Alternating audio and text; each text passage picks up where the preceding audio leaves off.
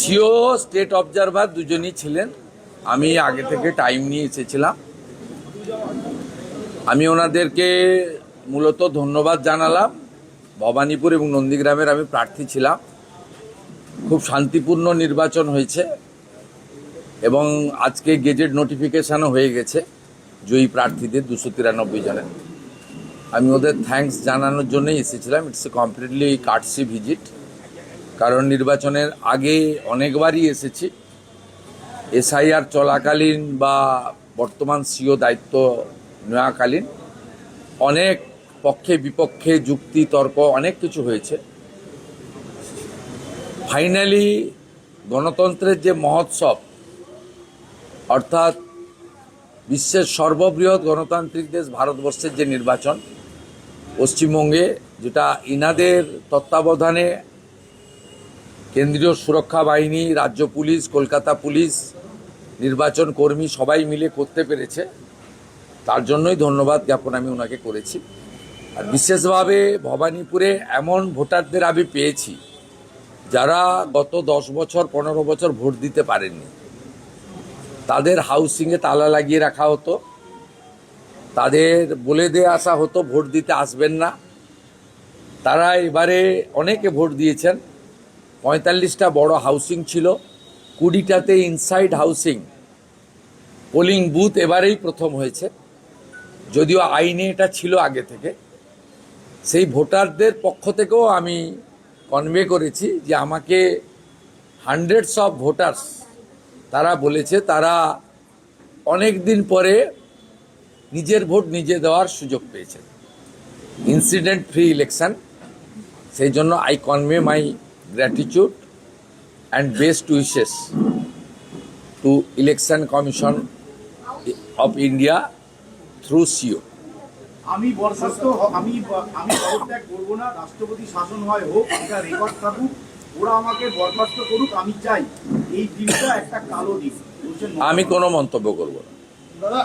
সংবিধানে লেখা আছে মাননীয় গভর্নর লোকভবন এই বিষয়ে যথাযথ সাংবিধানিক পদক্ষেপ নেবে, এটা আশা করি। এর বাইরে আমি কোনো মন্তব্য করব না। আপনাদের কাছে উনি প্রাসঙ্গিক হতে পারেন, পশ্চিমবাংলার রাজনীতিতে উনি এখনো অপ্রাসঙ্গিক। ওনার জন্য বেশি বাক্য খরচ করার কোনো প্রয়োজন আছে? বিজেপি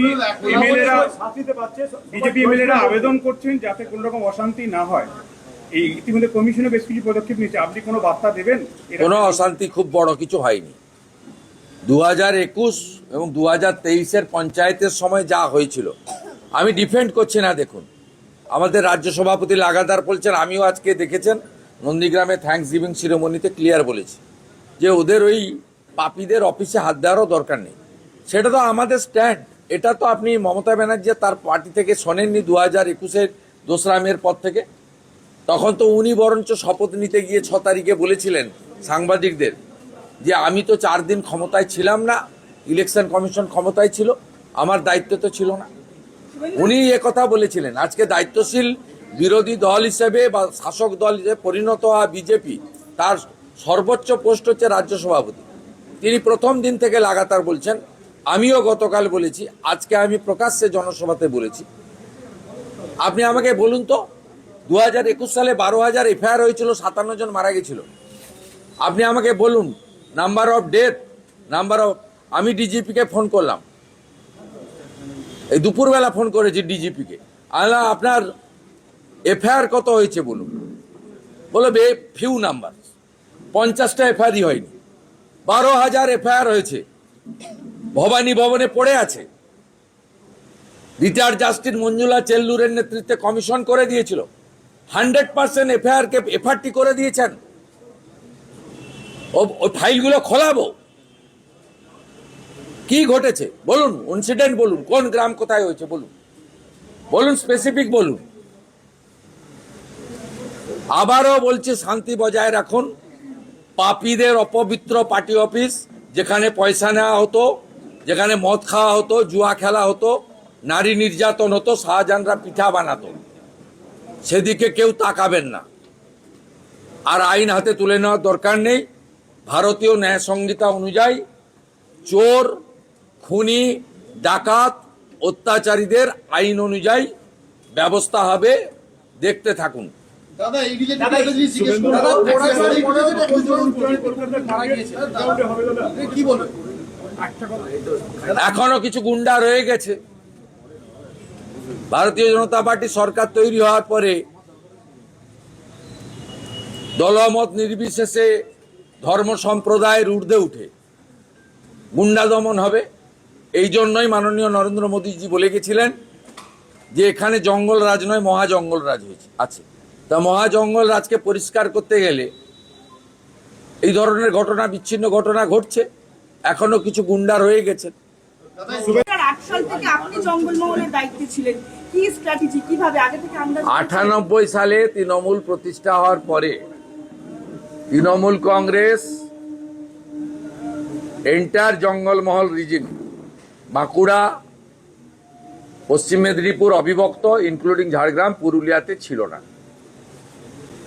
সেই কারণে 2009 সালে যখন তৃণমূল 19, তার জোটসঙ্গী কংগ্রেস 6, তার জোটসঙ্গী এসইউসিআই একটা সিট পায়, সেদিনও কিন্তু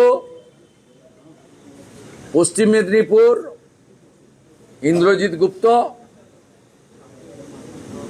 ঝাড়গ্রাম থেকে ডাক্তার পুলিন বাসকে,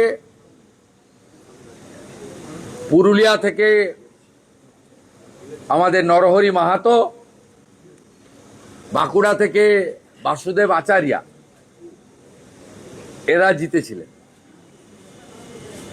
তারপরে কার হাত ধরে জঙ্গলমহলে তৃণমূল প্রবেশ করেছে ইতিহাস তার সাক্ষী। আমি কেন নিজে যারে বড় কয় বড় সে নয়, লোকে যারে বড় কয় বড় সয় হয়।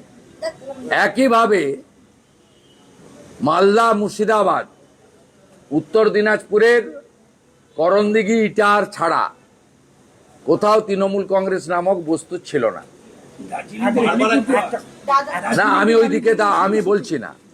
ওখানে 2014 লোকসভা ভোটে তৃণমূল প্রার্থীরা থার্ড হয়েছিল